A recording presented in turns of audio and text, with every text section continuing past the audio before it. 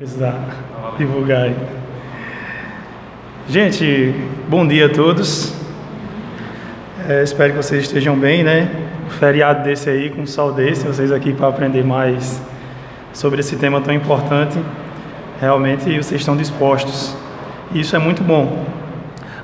O meu tema, diferente, eu acho que da maioria aqui, vai estar ligado um pouco mais à teologia, tá? Então, eu estou mais no ambiente da teologia e da escritura ali. Então eu vou tentar ser um pouco prático aqui para vocês. Eu não sei se a maioria aqui é crente, cristão, reformado, eu acho que a grande maioria, né? Então o meu tema é a escatologia e o engajamento político-social. De que forma o seu pensamento escatológico, a sua forma escatológica, né, como você pensa, ela vai ter implicação direta em como você se engaja na política e na sociedade também.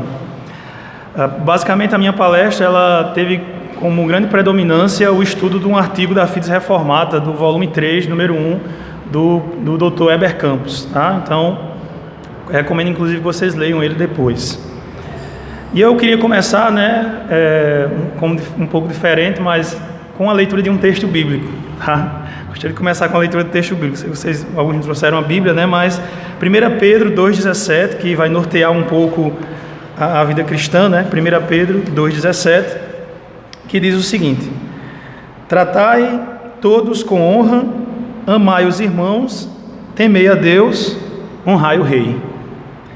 Tratai todos com honra, amai os irmãos, temei a Deus e honrai o rei, né? Então esse é o apóstolo Pedro está exortando a vida cristã, e no meio da exortação à vida cristã ele trata o amor entre os irmãos, o temor a Deus, mas também coloca no meio a honra ao rei. Isso nos mostra que o tema de lidar com o Estado de forma bíblica, né, já está expresso na Escritura desde o início. Então a separação entre cristianismo e Estado ou política, ela talvez não seja bem a cara da Escritura. Eu queria orar agora a Deus. Eu sempre gosto de orar antes de tudo, né? Então, sei que nós estamos numa palestra aqui mais acadêmica, né? Mas como a maioria aqui é cristão, eu queria que você fechasse os seus olhos. Vamos pedir graça a Deus. Senhor, nós nos colocamos diante de Ti neste momento, onde vamos tratar sobre um tema tão importante, Senhor, a relação do Estado com o cristianismo, mas especificamente com o entendimento escatológico. Pedimos que o Senhor nos direcione, que o Senhor nos ajude, nos ilumine a nossa mente através do Teu Espírito, para entendermos e compreendermos esses temas tão importantes para as nossas vidas como cristão. Assim te oramos, em nome de Jesus. Amém. A igreja cristã, durante muito tempo, ela sempre se posicionou com relação ao Estado. Por exemplo, tem um livrozinho, né, Deus e Política, do Gary Scott Smith, que ele começa fazendo um breve histórico, né, falando de como a igreja ela se portou, né, com o Estado ou com a política.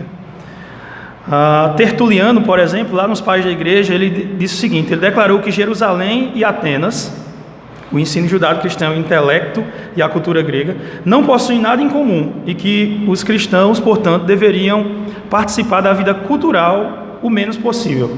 Então Tertuliano, dentro dos Pais da Igreja, já fazia essa divisão, né? Ele fazia essa divisão entre Estado e Igreja e dizia que eles deveriam estar o mais distante um do outro possível. Um pouco mais à frente, né, mas bem próximo naquela época, Agostinho, no seu livro A Cidade de Deus, ele defendia que o Estado e a Igreja eram duas espadas servindo a Deus, mas independentes. O Estado e a Igreja eram duas espadas que serviam a Deus, mas de forma independente. Logo depois, Tomás de Aquino, ele propôs que o Estado, na verdade, deveria estar sujeito à Igreja. Os cristãos deveriam trabalhar para colocar todas as instituições sociais, incluindo o governo, sobre a jurisdição da Igreja. Então, todas as entidades sociais, inclusive o governo, tinha que estar debaixo da Igreja. E foi isso que norteou toda a Idade Média com a teologia católica, né? Em que a Igreja tinha todo o Estado sujeito a ela, né? A rainha, a Igreja era a rainha de toda coisa, de todos. Então, foi isso que aconteceu. E nós vimos que não foi uma boa solução, né, isso. Quando vimos a Reforma Protestante, houve diferentes entendimentos. Por exemplo, os anabatistas, que eram os mais místicos, né, eles entendiam a separação. Os cristãos deveriam se separar da vida política, eles deveriam se dedicar mais à vida espiritual, né? Eles foram exortados, né, como Gary Smith vai dizer, eles foram exortados a evitarem a vida pública e cultural, porque estas atividades estão corrompidas pelo pecado. Então todo o Estado está corrompido pelo pecado, então se você é cristão, você tem que evitar essas coisas. Apontando. Por outro lado, não do lado anabatista, mas do lado de Lutero tem um forte engajamento na política. Tem uma obra de Lutero, né, Exortação à Paz, em que ele percebe claramente a importância da política e do envolvimento com os problemas sociais. Ele realmente, né, ele nessa obra, ele fala sobre Romanos 13, e lá ele condena todo tipo de revolução, né? Ele, apesar de Lutero ali ter sendo o principal, né, ali da reforma, o grande boom da reforma, mas nessa obra ele, defendendo através de Romanos 13, ele diz, ele é contra a revolução de alguns que estavam querendo se revoltar contra o Estado. Calvino, que aí pode ser conhecido como o mais político dentre os reformadores, que teve suas ideias bem calcadas ali em Agostinho, das duas espadas, né? Mas, segundo André Bieler, né, no seu livro lá que fala sobre o pensamento de Calvino, ele vai dizer que Calvino é um dos teólogos cristãos que melhor estabeleceu o dever e o direito à resistência. Então, diferente de Lutero, Calvino ele defende a resistência em algumas situações, a resistência dos cristãos ao Estado em algumas situações. Bebendo de Calvino, John Knox, ele defende ele volta para a Escócia, né, e ali ele defende a implantação da justiça, e através dos seus discípulos que faziam parte do parlamento ali, ele defende inclusive que a rainha exerça a justiça de Deus ali. John Knox, ele é bem incisivo, né?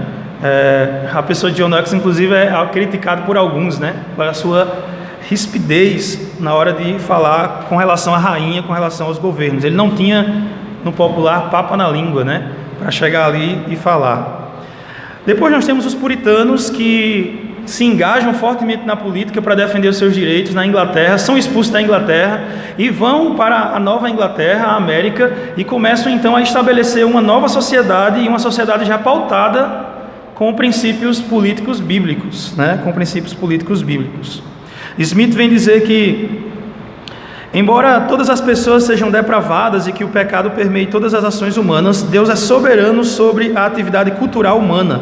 Deus está construindo um reino sobre a terra e os cristãos devem responder obedientemente às normas de Deus, servi-lo em todas as áreas da vida, incluindo a política. Smith, nesse seu livro, ele termina esse resumo histórico dessa forma. Esse envolvimento político certamente está ligado à teologia, ou como eles entendem todo o arcabouço da Escritura. Dependendo como eles entendem, então é notório que os anabatistas, por exemplo, tinham um pensamento diferente de Lutero, porque eles têm a mesma Bíblia, né, eles veem o mesmo texto, né, estava envolvido também do movimento da reforma. É certo que os anabatistas eram meio mais místicos, e ambos tinham posições diferentes.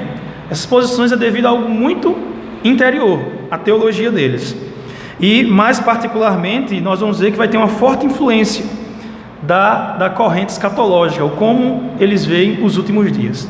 Quem primeiro chama a atenção para essa questão, nesse tema, é o Norman Geisler, né? Ele tem um artigo, foi publicado aí num outro livro, né? O livro foi dado por J. Packer, mas o artigo é dele, que ele vai falar uma visão pré-milenista da lei e do governo. Então ali ele vai abordar o pré-milenismo, né, e vai mostrar como o pré-milenismo, que é uma visão escatológica, entende a lei e o governo. E eu acho interessante o que ele cita nesse artigo. Ele diz: a diferença crucial dos pontos de vista acerca do envolvimento cristão na arena política está mais intimamente associada com a concepção de como alguém relaciona o presente reino de Deus com o futuro reino do que propriamente com a tradição eclesiástica. E a linha de demarcação mais clara do relacionamento dos reinos presentes e futuro está entre as posições pré-milenistas e pós-milenistas. Então ele vai dizer que a grande diferença e o grande que demarca ali, né, a divisão em como a pessoa se engaja ou não na política, as implicações da escatologia está entre os pós-milenistas e os pré-milenistas. Então a ideia da nossa palestra hoje é mostrar não só a posição pós-milenista e pré-milenista e os engajamentos, mas apresentar também para vocês a posição amilenista e como o amilenista também ele se engaja politicamente, né, e socialmente. Lembrando que o nosso propósito aqui não é discutir se é melhor ser pós-milenista, se é melhor ser amilenista, ou se é pré-milenista é melhor, certo? Nosso objetivo não é esse. O objetivo é saber como essas visões, então, elas têm implicações diretas no engajamento político.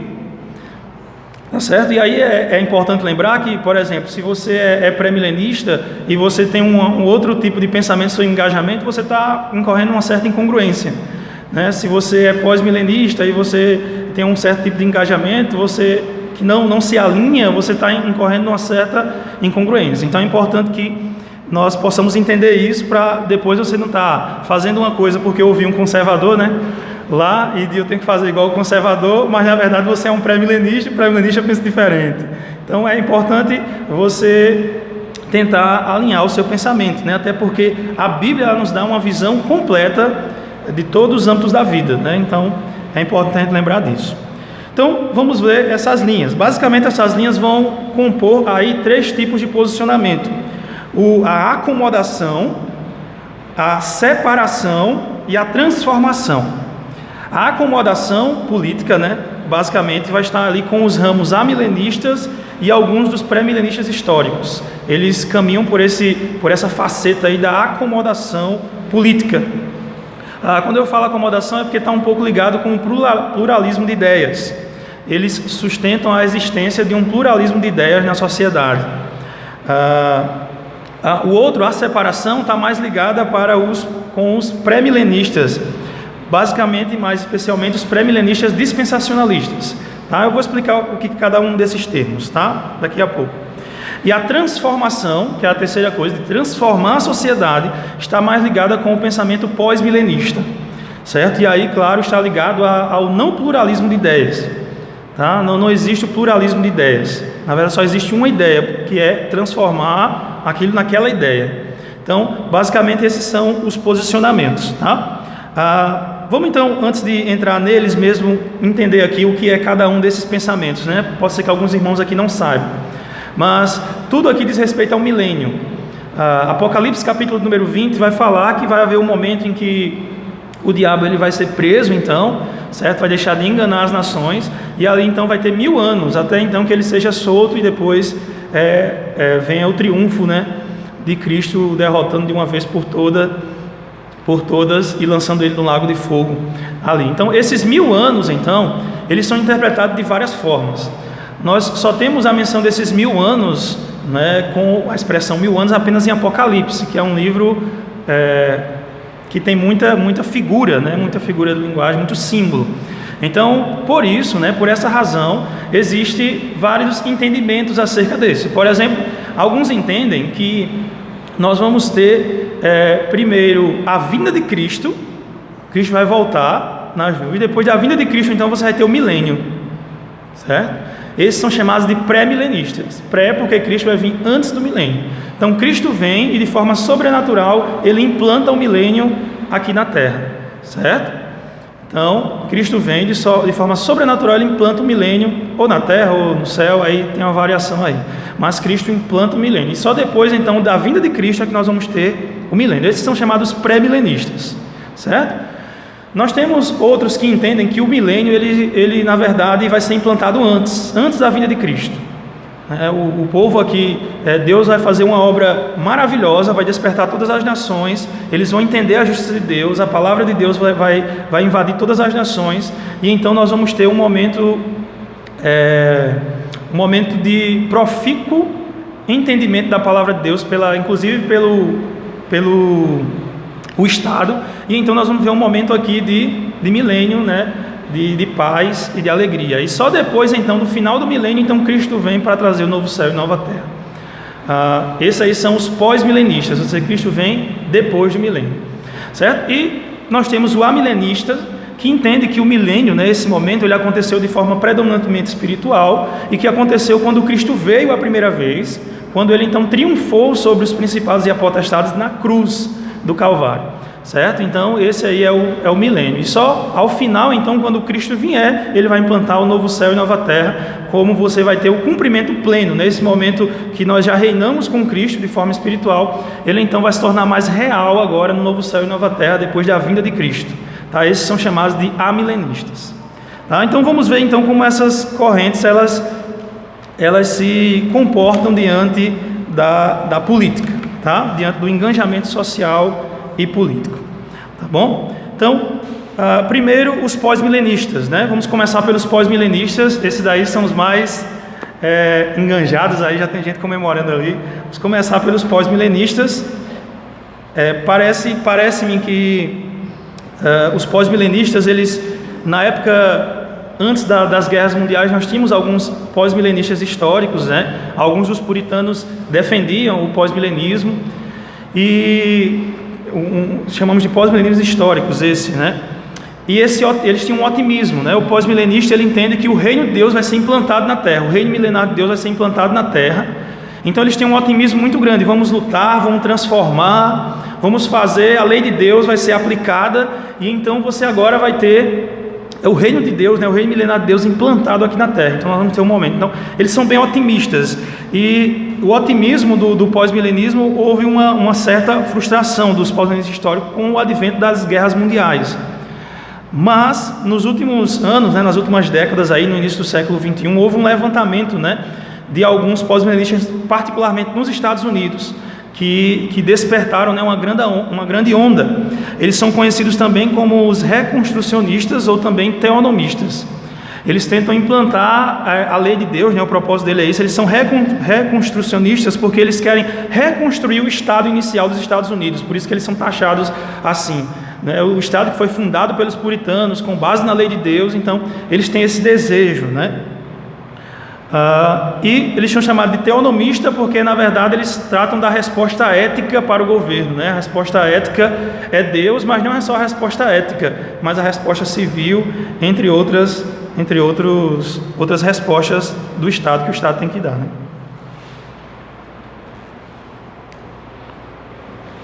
Eles creem que o reino, na verdade, deve ser submisso à palavra de Deus. Eles querem transformar a nação com a maioria votante. Então, quando eles tiverem uma maioria votante, ou a maioria de representatividade ali,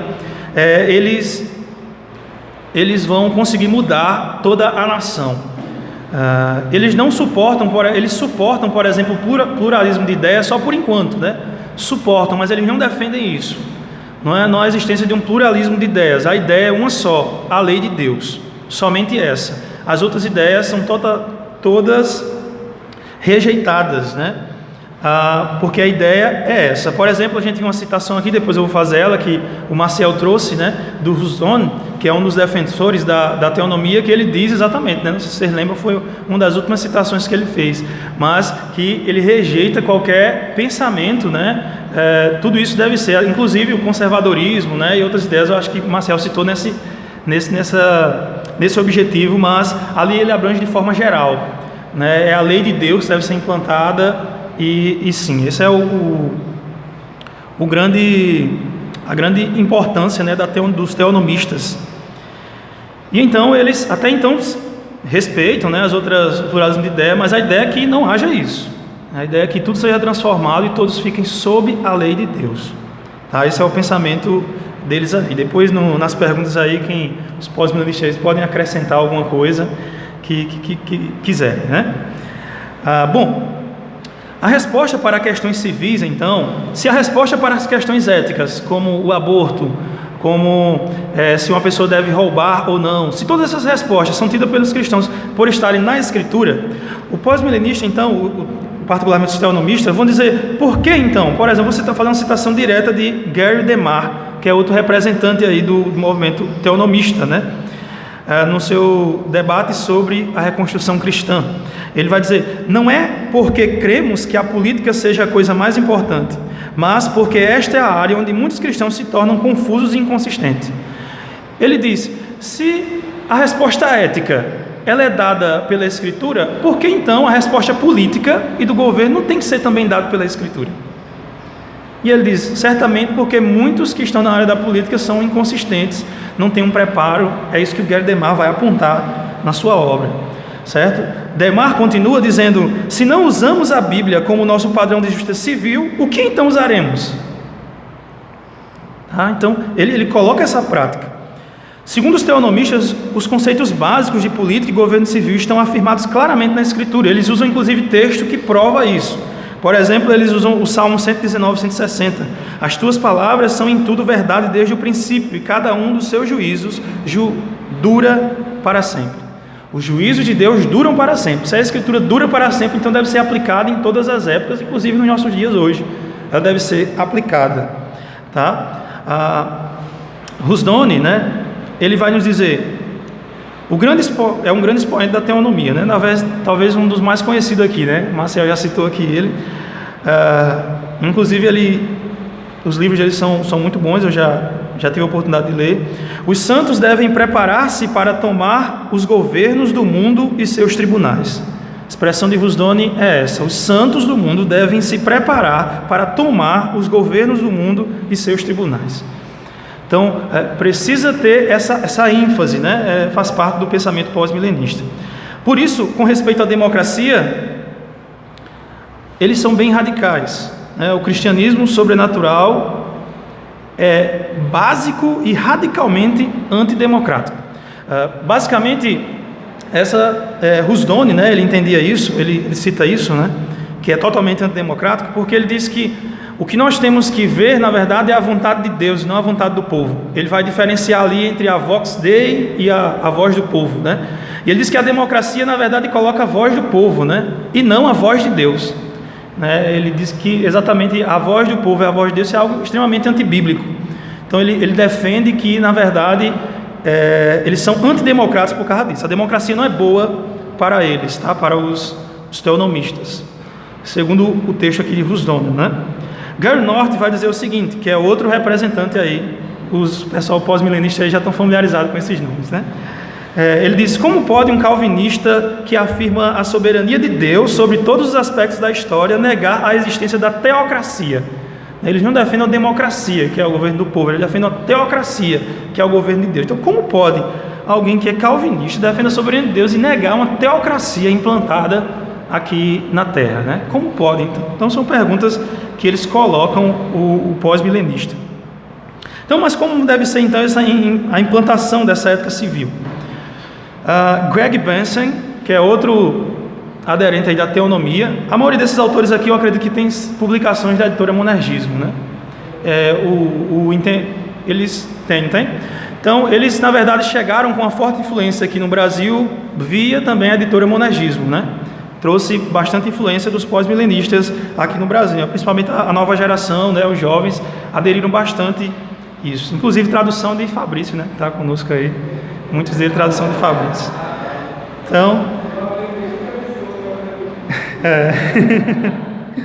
Então, diz o seguinte, Greg Benson: devemos exortar o Estado a basear suas ações e políticas sobre a única perspectiva moral, sadia e única revelada por Cristo, que é contra o pluralismo e não em misturas de atitudes e concepções religiosas. Então, Greg Benson, ele dizia, ele era contra o pluralismo de ideias e, na verdade, é só uma ideia, somente Cristo deve permanecer, as outras ideias todas devem acabar, né? Devem ser rejeitadas. Então, eles concedem, né, a ideia de que tem ainda pessoas que não são cristãs, que não têm a ideia cristã, mas eles devem estar sobre a lei cristã. A lei deve ser implantada em todos. Eles podem até viver nesse país, né, nesse momento aí de transformação do reino milenar. Eles podem até viver, mas sobre a lei de Deus. Segundo o Dr. Heber Campos, no seu artigo, ele pelo menos aponta isso aí, né? Um perigo interessante é que essa posição, sem um certo cuidado, ela pode levar a uma espécie de radicalismo, né, ou intolerância religiosa. Então é preciso tomar cuidado, né, com essa religião. Como todo pensamento, é preciso tomar cuidado. Evidentemente que nem todos os teonomistas caminham para essa linha, né, de ser radical, mas é preciso tomar cuidado, né, porque às vezes você defende uma linha, mas chega um carinha lá que é meio radical, aí aprende e pronto, agora tudo é aquilo, né, vamos fazer uma guerra, né, a ponto de eu ver gente me assim, rapaz, não seria o momento da gente começar uma guerra civil aqui para poder mudar todo, né, tirar todas essas pessoas do poder e implantar a lei de Deus de uma vez por todas. Então, é preciso tomar cuidado com essa espécie de radicalismo que pode ser que o teonomismo ele gere. Um outro perigo é a questão do otimismo, né? Esse otimismo que os pós-milenistas eles têm, por exemplo, os pós-milenistas históricos, né, da primeira onda que se esfriou um pouco com o advento das duas guerras mundiais, ele depois levou, por exemplo, nos Estados Unidos, o surgimento, né, contribuiu bastante com o surgimento do evangelho social. Que tipo de evangelho é esse, né? Que depois foi alimentado pelo liberalismo. Mas é um evangelho onde você não se preocupa em pregar a Escritura, mas de se envolver socialmente, né? Do engajamento social, onde você coloca o engajamento social acima da pregação da Escritura, acima da pregação do evangelho. E aí você agora está mais preocupado com o engajamento político do que com a própria vida de devoção a Deus, a vida piedosa. Então você troca as coisas, você dá uma forte ênfase. Se de fato nós vamos implantar o reino de Deus aqui, então a gente tem que fazer isso. Você imagina aí, se toda a lei fosse a lei bíblica que tem que ser cumprida, então as coisas vão ficar muito melhor, né? É melhor gastar tempo aqui com envolvimento político do que gastar tempo com a pregação do evangelho de pouquinho em pouquinho e tudo mais. Então é um perigo que pode correr quem caminha por essa linha, então precisa tomar bastante cuidado. Eles deixam de pregar o evangelho. O próprio Gary North, que defende a teonomia, ele aponta uma observação. Ele diz, na sua obra, né, que eu já citei, de fato, o otimismo sozinho é altamente perigoso. Os comunistas têm uma doutrina de vitória inevitável. Assim fazem os muçulmanos radicais. Otimismo nas mãos erradas é uma arma perigosa. Então ele fala que é preciso tomar cuidado com essa questão do otimismo. O próprio Gary North, que defende a teonomia e tudo mais, mas ele diz que é preciso tomar cuidado com todo esse otimismo, tá? E em segundo lugar, tomar cuidado também claro, né, depende da sua visão, mas com a provável frustração, como aconteceu com os primeiros pós-milenistas com o advento da Primeira e Segunda Guerra Mundial. Então é importante a gente pensar nisso, né, tentar encarar pelo menos essa possibilidade, mesmo que você seja pós-milenista e que entenda que, por exemplo, o reino está sendo implantado, mas tentar pensar que pode ser a possibilidade, né? Nós nunca temos plenamente certeza que estamos certos, certo? Nunca temos essa certeza plena, né? Somente quando chegar no céu é que nós vamos saber. Nós temos, infelizmente, né, a mancha do pecado em nossa mente, inclusive para compreendermos a Escritura. Então, mesmo que você esteja convicto do seu pós-milenismo, mas é importante que você também pense na possibilidade de você poder estar errado também e poder ter uma frustração, porque talvez a frustração seja grande, né, como foi no caso das duas guerras, e aí esfrie, e muitas vezes essa frustração causa revolta em alguns, né? Como uma observação aqui interessante também, como o Marcial falou aqui na primeira palestra, né? Esse otimismo dos pós-milenistas, né, principalmente quando aparece um candidato que aponta Deus acima de tudo, é um brilho, né, que está raiando aí. Deus acima de tudo, a nação agora então vai ser. Então é preciso a gente sempre ponderar sobre cada coisa que está acontecendo e colocar sempre nas mãos de Deus, certo? Se for de fato a vontade de Deus que seja implantado aqui o reino dele mesmo milenar nas nações, né, nos Estados Unidos, no Brasil e em outros, isso aí vai acontecer pausadamente. É preciso tomar cuidado com isso, tá bom? Mas espero que eu não tenha gastado muito tempo aqui para estar super dividido, né? A segunda corrente aqui é os pré-milenistas, tá? Então, os pós-milenistas, ele tem essa ideia de transformação, de transformar a sociedade. Observando de passar para os pré-milenistas que os pós-milenistas são bem engajados político-socialmente, né? Eles se engajam, porque eles, na verdade, chega a dizer alguns teonomistas, eu não coloquei a citação aqui, mas que não só podem, mas devem, né? Existe um dever, claro, dos pós-milenistas de engajar para que possa mudar a sociedade. É quase que um dever semelhante à pregação do Evangelho, o engajamento social, tá? Então, por isso que eles têm uma grande ênfase aí no engajamento social. Os pré-milenistas, então, né? Os pré-milenistas são aqueles que acreditam que, na verdade, nós vamos ter primeiro a vinda de Cristo e depois só o milênio vai ser implantado. Então, esses pré-milenistas, eles creem numa espécie de separação, principalmente os dispensacionalistas, tá? Um grande nome do pré-milenismo dispensacionalista, e que tem grande influência aqui no Brasil com seus livros, é o John MacArthur. Tem um livro, por exemplo, que o John MacArthur ele vem apontar que é preciso evangelizar e não se envolver com a política. Algumas razões dele é exatamente porque você perde tempo se envolvendo com a política, onde você poderia, na verdade, estar evangelizando e pregando o evangelho. Tá? Então, John MacArthur, cito o nome dele porque é bastante conhecido entre os irmãos aqui. E os seus livros também são bons, tá? Quando eu falo aqui da visão, não quer dizer porque você é pós-milenista, você não vai ler os livros de John MacArthur. Ou se você é pré-milenista, você não vai ler os livros de Huston, né? Então, todos eles têm contribuições importantes, eu penso assim, pelo menos. Então, eles defendem que deve haver uma separação entre esse envolvimento. Não há por que lutar politicamente pelo mundo, pois este, afinal de contas, vai terminar num caos. Importante lembrar que antes da vinda de Cristo, para o pré-milenista, vai vir a tribulação, né, que vai ali destruir todas as coisas, vai estar o caos ali, né? E aí tem a questão da primeiro arrebatamento, segundo arrebatamento, que os dispensacionalistas vão falar, mas esse não é o foco aqui. Mas eles entendem que, na verdade, o mundo vai para um caos, caminha para um caos. Então eles não têm intenção nenhuma em transformar a sociedade. O que eles querem é pregar o evangelho, para que no momento do arrebatamento, que alguns entendem que o arrebatamento vai ser antes da tribulação, outros depois e outros no meio, mas que no momento do arrebatamento mais pessoas possam alcançar a graça do evangelho e serem arrebatados para exatamente ser implantado o reino milenar, que alguns dizem que vai ser num lugar acima, né, no céu, outros dizem que vai ser na terra, mas isso é a discussão entre os pré-milenistas, mas ele acredita que o objetivo é pregar o evangelho.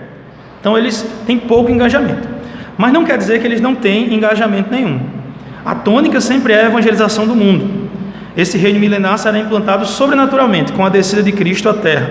Não tem qualquer conexão com o aspecto presente do reino, onde Cristo reina somente nos corações dos crentes. Então, nesse momento, Cristo só reina quando você é salvo, ele reina no seu coração e pronto, e não precisa de mais nada além disso. Thomas Ice, que é um dos pré-milenistas, certo? Ele vai dizer o seguinte: cristãos não estão no reino durante esta época. Sua missão primária é a evangelização, enquanto esperam pela vinda de Cristo. Então ele vai afirmar isso, esse Thomas Ice, ele vai afirmar isso, ele é um pré-milenista. O governo civil é ordenado por Deus para todos os homens, não somente para os cristãos. A lei civil tem base no mandato cristão, de evangelizar todas as nações, mas no mandato cultural. Vocês não têm base no mandato cristão, mas tem base no mandato cultural estabelecido por Deus em Gênesis 1:28. Então ele vai usar o texto de Gênesis 1:28, que fala sobre o mandato cultural, e ele vai dizer, olha, o governo civil, ele se baseia no mandato cultural, ele não se baseia no mandato evangelístico, não é de Deus. Então ele divide esses dois mandatos. Ele divide esses dois mandatos, diz que se baseia no mandato cultural, de Gênesis 1:28. Tá? Então eles acreditam, mas não quer dizer que eles não têm engajamento político. Eles dizem, olha, você devem, os cristãos inclusive, né, aqueles que são chamados para aquilo, claro, nem todos devem se envolver social e politicamente, mas aqueles que são chamados para isso, eles devem se envolver, e quando eles se envolverem, eles devem conseguir leis que facilitem a pregação do evangelho, porque o objetivo, na verdade, é a pregação do evangelho. Então eles não estão preocupados como os teonomistas, de implantar leis da Bíblia, né? A lei da Bíblia na ética, na moral, nas outras coisas. Eles estão preocupados apenas em que você possa abrir as portas para a pregação do Evangelho. Abrir as portas para a pregação do Evangelho, porque esse é o objetivo até que Cristo venha e implante o reino milenar. Segundo a ética civil deles, qual é a ética que eles defendem então?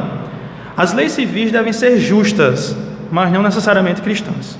Veja o que Isaac Watts, inclusive tem um livro dele publicado pela editora Fiel, eu acho, Isaac Watts, sobre música, eu acho. Ele é um pré-milenista, Isaac Watts. E ele vai dizer, todos os homens, sejam governadores ou governados, devem ter plena liberdade de adorar a Deus do modo especial de suas próprias consciências, creem ser a ordenação divina. Então, Watts ainda vai dizer o seguinte: o governo civil é uma ordenação divina e designada por Deus segundo a luz da razão. Assim, em si mesmo, o governo é algo necessário neste mundo e uma instituição moral natural de Deus, entre as pessoas e toda sorte de religiões. sejam elas pagãs, turcas ou cristãs, para preservá-las em perfeita paz.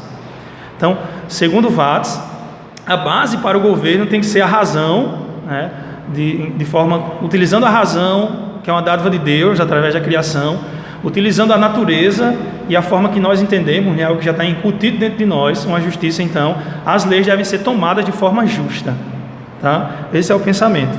Então, as leis devem ser justas,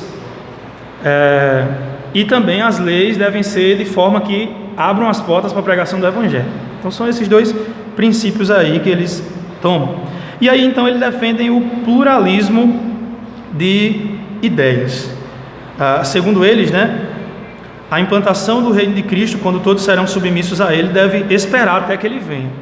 Então, é necessária a tolerância religiosa, ou tolerância de ideias, né, pluralismo de ideias nos dias de hoje, diferente dos pós-milenistas.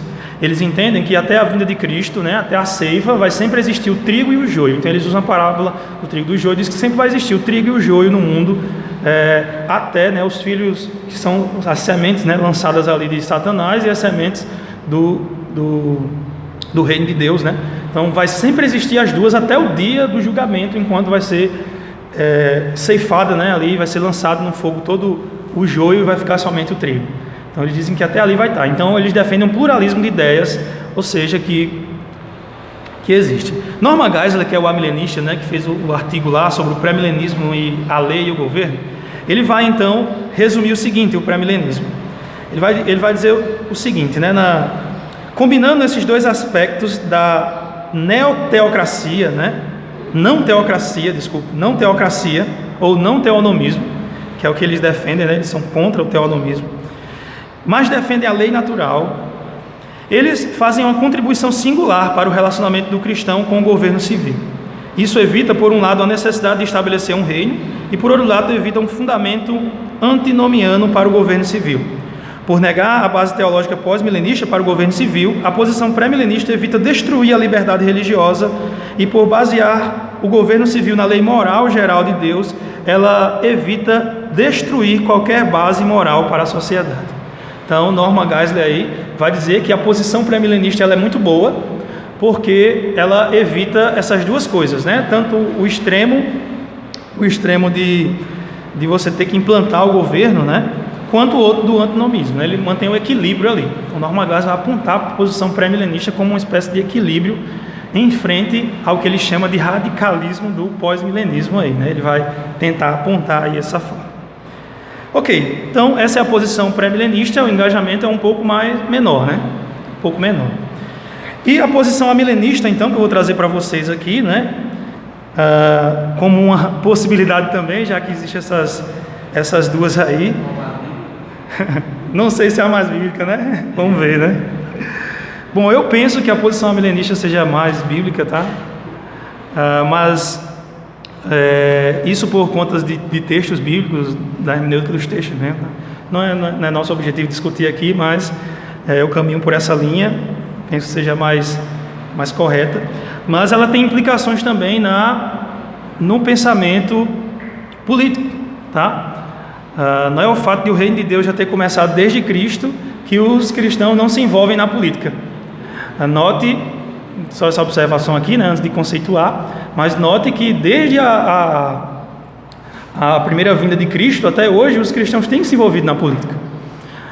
O Wayne Grudem, no seu livro, né, Política Segundo a Bíblia, ele vai trazer uma lista de influências, né, que os cristãos tiveram na política, né, nos Estados Unidos e em outros lugares, como eles influenciaram, né?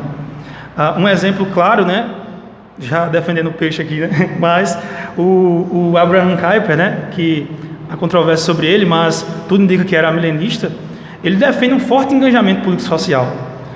Ao final aqui eu vou até ler um trechozinho dele aqui, de como é que a gente pode encarar a provável vinda da tribulação, né, dentro do nosso engajamento social, né, como a gente pode encarar isso. No finalzinho do livro dele ele vem trazer algo bem interessante, ele pensa no futuro, né, essa aqui é o livro Calvinismo, que fala sobre as palestras dele, no finalzinho ele fala do futuro e pensa na situação que ele estava passando na época, né, que parecia bem drástica, semelhante a uma possível grande tribulação que possa vir. mas ele diz que mesmo nessa aí, os cristãos podem se envolver com a política, se envolver no engajamento, ele vai defender isso, tá? Então, segundo os amilenistas, o reino já é uma realidade predominantemente espiritual, mas que traz implicações para a prática político-social, uma vida regida pelas Escrituras. Então, o amilenista ele defende que o reino de Deus foi implantado na primeira vinda de Cristo, quando Cristo triunfou sobre os principados e as potestades. O diabo então foi preso, ele não pode mais enganar as nações, por isso nós podemos pregar o evangelho a todas as nações. Tá? Não vou entrar em detalhes aqui de como é esse enganar, né, que haveria antes e depois não tem, mas eles defendem exatamente dessa forma, e que quando o evangelho ele chega na vida, ele modifica a vida como um todo, em todos os âmbitos da vida. O cristianismo, né, o evangelho, ele não é apenas algo salvífico, mas ele faz uma mudança total na vida. Kuyper vai falar no seu livro, por exemplo, apontando com o nome de calvinismo, mas nós podemos entender como o evangelho atuando na vida, trata como uma biocosmovisão, né? Ele não usa bem esse termo, ele bota como um sistema de vida. Então ele muda a forma como você pensa acerca da vida toda, em todos os âmbitos da vida. Então isso acontece porque Deus, na verdade, implantou isso através do seu reino, através do evangelho pregado na vida dos homens. Então a partir de agora, a partir do momento que você é salvo em Cristo Jesus, você passa a ter agora uma nova ótica para enxergar todos os âmbitos da vida.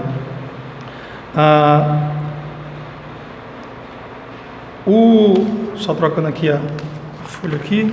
Mas para o amilenismo existem alguns elementos de continuidade entre o presente aspecto do reino e o seu aspecto futuro.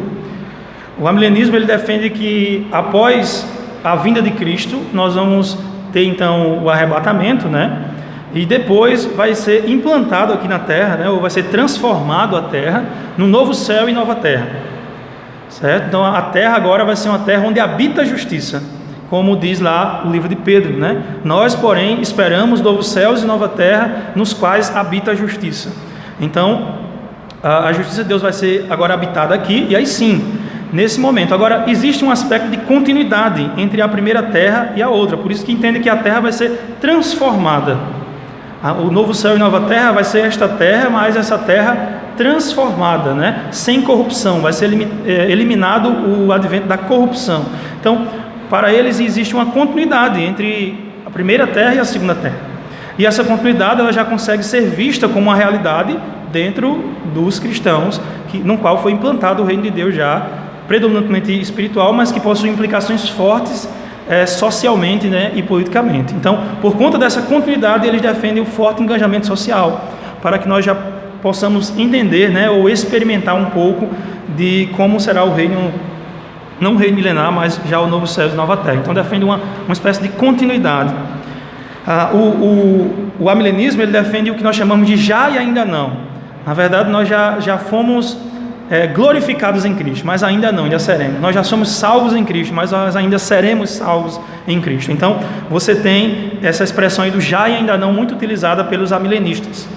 Com relação à democracia, em geral os amilenistas convivem muito bem com a democracia. Os amilenistas reformados devem estar comprometidos com a transformação da sociedade através de leis mais santas e justas, pregando o evangelho redentor que capacite os homens a obedecer às leis. Então, os amilenistas eles defendem que eles estão comprometidos com isso, tanto com o engajamento social, quanto em trazer que as leis sejam mais justas. E qual é o padrão de justiça que os amilenistas trazem? A Escritura. Então, eles estão um pouco próximo da teonomia, não chega a ser teonomista, né, pós-milenista, mas eles defendem que o padrão de justiça que deve se aproximar às leis civil é exatamente a Escritura. É olhar para a punição do ladrão lá na Escritura e tentar espelhar, né, é olhar para o que está lá e tentar, ou seja, eles lutam por leis mais justas. Ainda que diferente dos teonomistas, eles entendam que dificilmente isso vai acontecer. Por quê? Por conta do pecado, é onde entra o elemento do pecado para os amilenistas. O pecado, ele vem e manchou o homem, e agora o homem, ele não tem mais capacidade de escolher leis mais justas conforme a Escritura, e nem muito menos de obedecê-las. A influência do pecado nunca vai conseguir gerar essa nação tão esperada pelos pós-milenistas, dizem os amilenistas, né? Então, eles defendem isso. Por causa do pecado, o homem não consegue fazer leis que expressem a justiça, como também tem sérios problemas para entendê-las e obedecê-las. O pecado é o elemento essencial aqui que os amilenistas defendem. É que por causa do pecado no coração do homem, o homem agora ele não consegue nem projetar as leis que sejam plenamente iguais à teocracia lá do antigo, muito menos obedecê-las.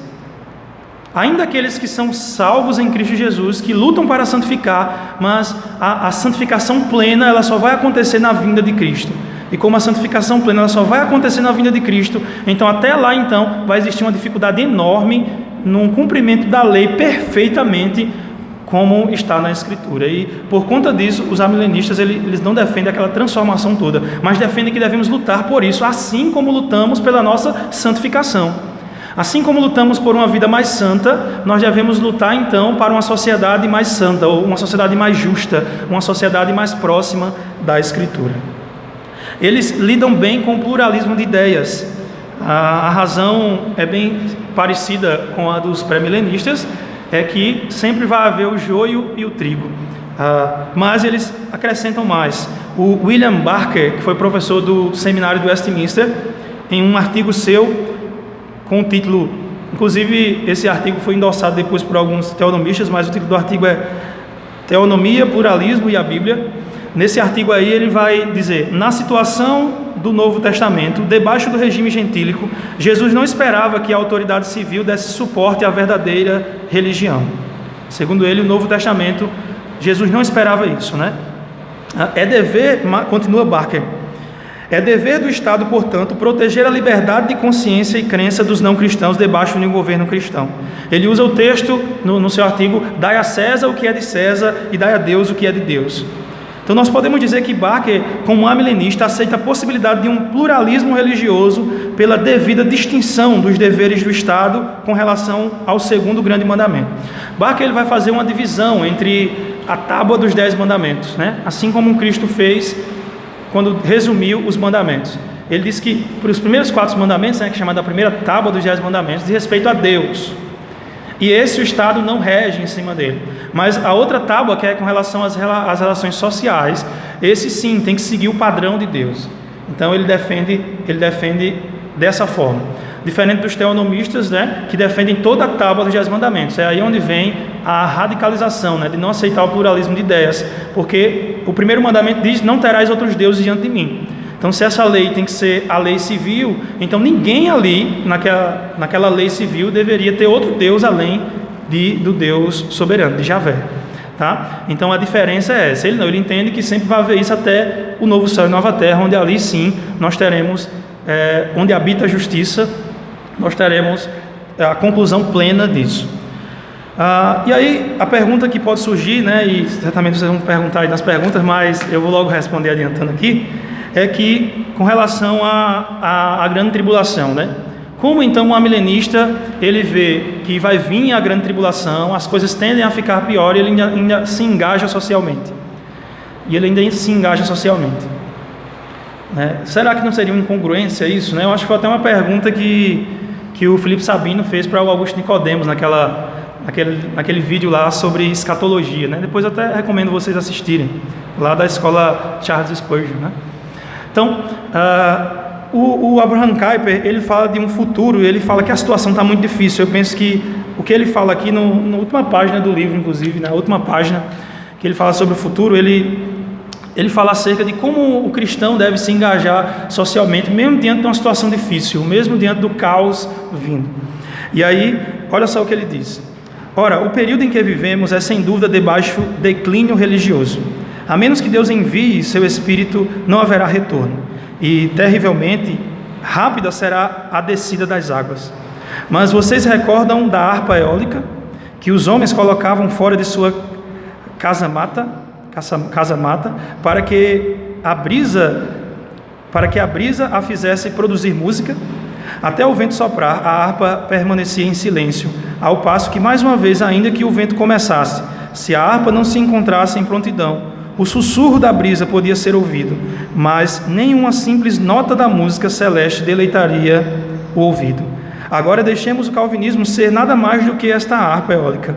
absolutamente impotente como ele está, sem o Espírito vivificante de Deus, ainda sentimos ser nosso dever, dado por Deus, conservar nossa harpa, suas cordas afinadas corretamente, pronta na janela do santo Deus de Sião, esperando o sopro do Espírito. Ele fala aqui da situação de declínio da sua época, como a situação era difícil, mas que você deveria sustentar a sua cosmovisão, o calvinismo, né, que aqui ele chama, ou se podemos aplicar aqui o engajamento social e político, ainda que isso esteja muito difícil, não esteja dando resultado, mas você tem que estar ali, esperando que Deus possa soprar o seu espírito. Então essa é a tarefa do cristão, se envolver de forma clara com a sociedade, né? Se engajar político socialmente e na visão amilenista, né, claro, se engajar político socialmente, esperando, mesmo que a situação esteja difícil, mesmo que estejamos na grande tribulação, né, sei lá se é isso mesmo, não vou ser diretamente aqui, né, mas devemos estar prontos, esperando, né.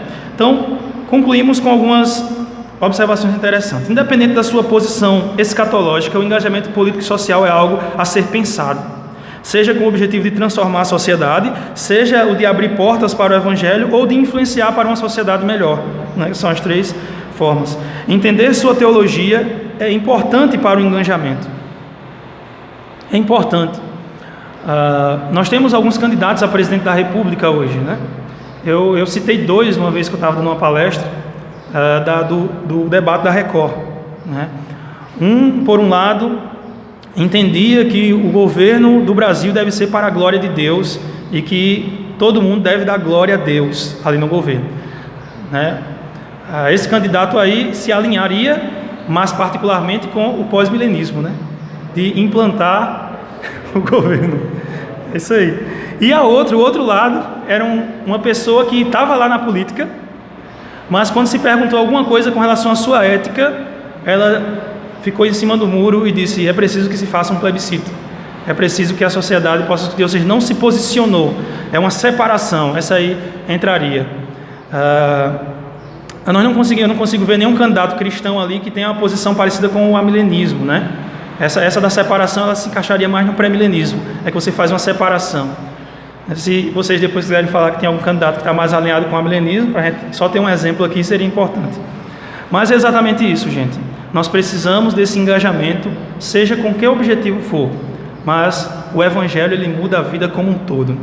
Que vocês possam sair daqui, né, hoje aprendendo um pouco mais sobre isso aí. Valeu, obrigado.